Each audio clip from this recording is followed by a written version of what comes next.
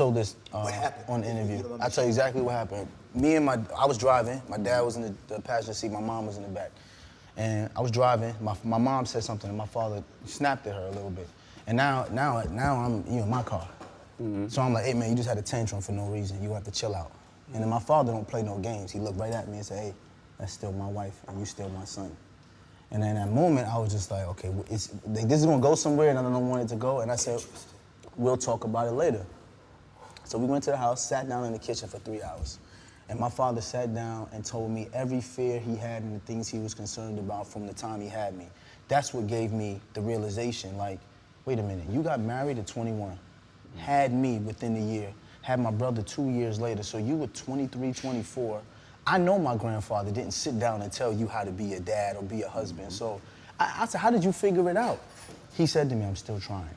And I said to myself, like, wait a minute, bro. He said that to you. this is why I'm saying you need to tell your sons. But you got to tell me, as a son, how did that level of transparency and honesty hit you that your daddy said that? My heart got full because here I am at 40 with 4 kids feeling the same way. And to hear that my father, who was my superhero, had the same fears, was like, wait a minute. Bro, what so a I gift. don't, like, because think Bro, about what it. a gift. What a gift. I want to be as perfect as my dad is. My father raised 2 Division I athletes. My sister went to school, 90 average. I never seen my father cry. My father was just a man. He wore the same shoes every single day, bought my mom 3 cars before he bought his own car, bought me and my brother and my sister our cars before he bought anything for himself. That's my superhero.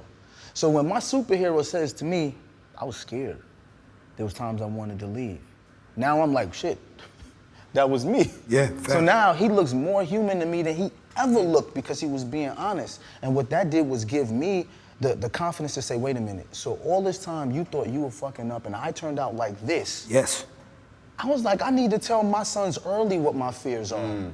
And that's why I was telling you, tell your kids, man, because the minute they see you as human and no longer see you as this esoteric creature that has to be perfect, they'll come to you and talk to you about their fears. And then you can help guide them.